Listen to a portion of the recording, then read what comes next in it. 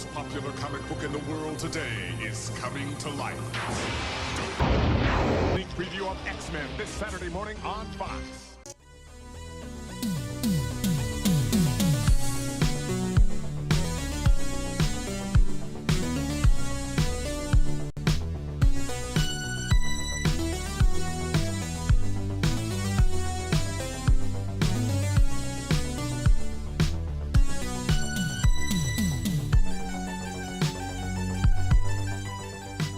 All right, I am Pops. Welcome. Saturday morning cartoons, X-Men animated series rewatch. I hope you're enjoying. And if you haven't, revisit this show, really kind of dive into some of the greatness that was just animated shows that are like lost. Like we just don't have this. What's this generation going to grow up on, man? I don't know. So this one was a two-parter. So hence the reason we didn't have one last week.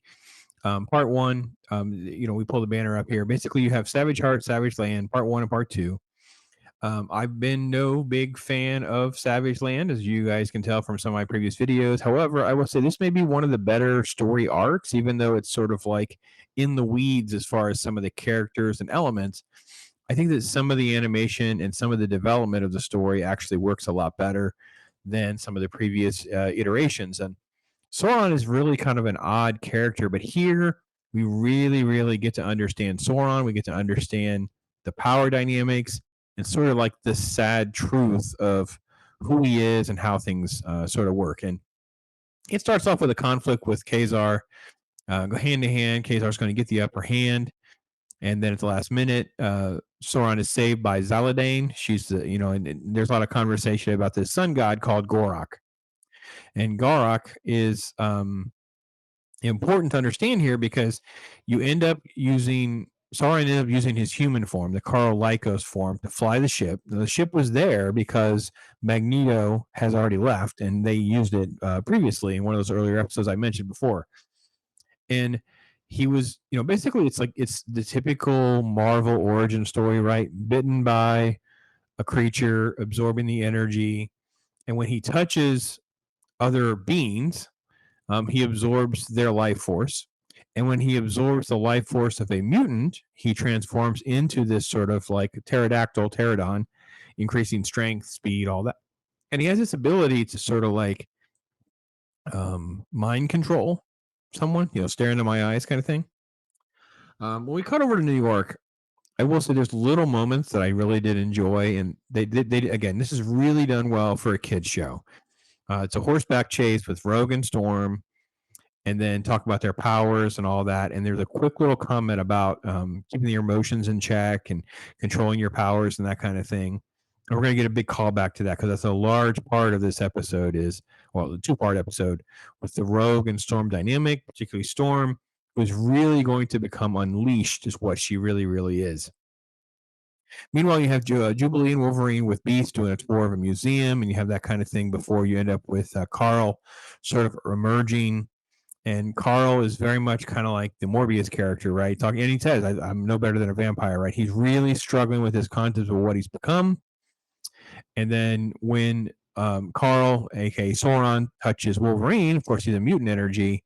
He's going to have this really cool transformation scene. And you even have like a major voice change. You have sort of like complete. Again, this was really good for Sauron. I'm not a massive fan of Sauron, but I can say this element of it was actually a pretty good depiction.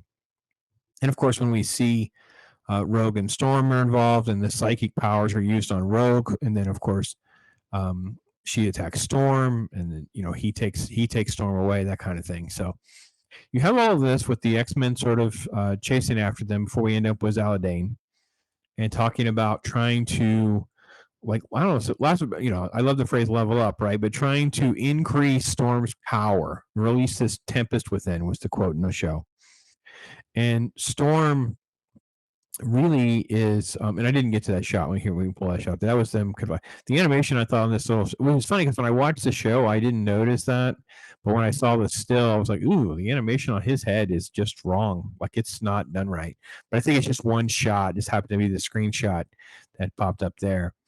But we move towards everyone arriving. The X-Men arrive. You have sort of a T-Rex attack, which is fun. Kazar jumps into action. There's a trap for the T-Rex. Jubilee falls into a tar pit, and it's like the Jubilee stuff in this episode is just really bad. This was I make a lot of excuses for Jubilee because she's sort of like this contrived character used for exposition for kids, but here it really, really doesn't work. And you kind of get a little bit of this backstory. You have Beast throwing Wolverine, mix me up a fastball special, which makes me laugh because that was literally the gag that was in one of the recent Fantastic Four episodes. But all right, there we go. I will tell you that the biggest disappointment in this first episode was the fact that we don't have the music anymore. That X-Men theme, that music when they go into a big fight battle, that it just nope, don't have it. I was so frustrated and disappointed. It's kind of how I feel with some of the James Bond movies when they don't do the music cues right. You don't get that cool James Bond music. So anyway, so you have this sort of like a constant battle, figuring things out. And Jubilee does actually kind of like, I don't want to say save the day, but she does knock rocks down on top of Sauron. It allows for things to happen. But Garrock is able to kind of like turn Storm loose, kind of like ramp up Storm and turn her loose. And here, by the way, here's the Wolverine on a pterodactyl taking on Sauron, which is great, by the way. That was actually fun. And I will say that it when we see what Storm can become, it is really, really pretty awesome, right? We get to see that. And that's how it transitions into part 2, right? And that, Garak's saying about how he's getting powerful, he's getting more elemental power. And they're like, well, what are we going to do? And they come up with their scheme of Wolverine, creating a distraction, and Beast, talking about Carl, he's in his human form now. And he's talking about, he could become Sauron. Basically, Storm is just so powerful, they don't know what to do, right? And once Sauron enters the fray, it becomes completely nuts, but Rogue absorbs him a little bit. And that there's a great line about their absorbing powers kind of cancel each other out, which I thought was really pretty good. And even though Storm, when she wakes up, she's still a brainwashed and tries to attack people, Beast actually has somehow concocted, I don't even know where this came from, he has some sort of crazy machine in a backpack. He has a way of sedating her. Yeah, that just didn't work for me. I was like, where did all this come from? When did you do? I don't know. No, it's just there. We lost a scene. We lost some element that got cut out, I guess. So, and then it starts to twist where you start to see that Zaladane and Garak, they have their own plan now, and they've just moved on from Sauron. Sauron is totally like completely irrelevant to their scheme, and we get Garak's backstory and a quick cameo of the High Evolutionary is the one that kind of like defeated Garak before, and that Mr. Sinister used Sauron to control Xavier, and this is all tied to why they need Storm's energy and all that. So I will say that I really did enjoy all of those elements. I did enjoy some of the things that were on point for kids to kind of follow. Um, but I will say this: it is it's I just don't care for the Savage Land stuff nearly as much as I do some of the other stuff.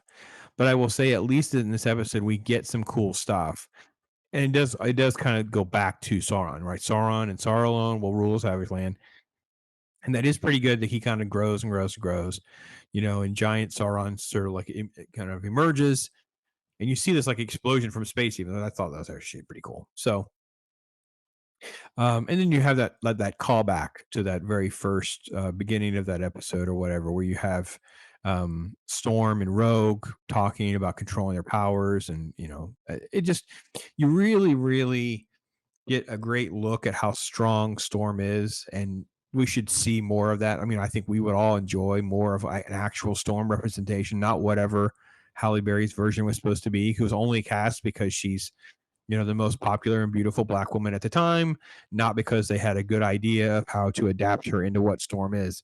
Very frustrating. But here we do get a good depiction.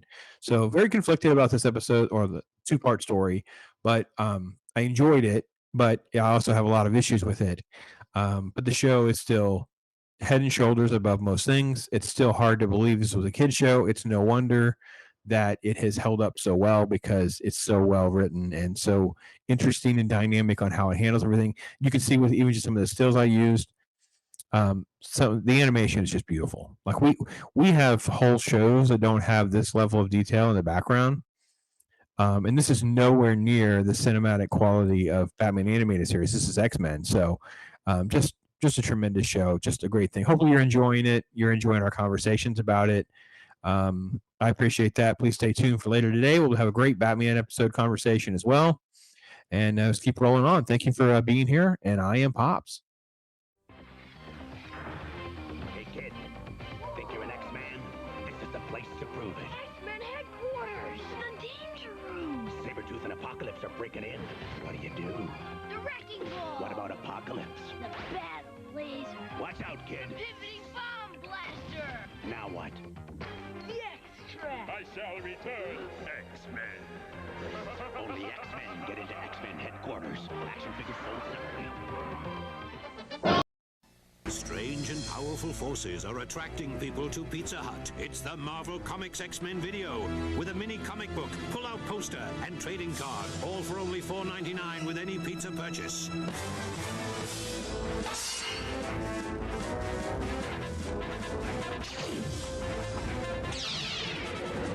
There are 2 video packs to collect, so hurry and get your claws on them. Oh, I'll wrap that up.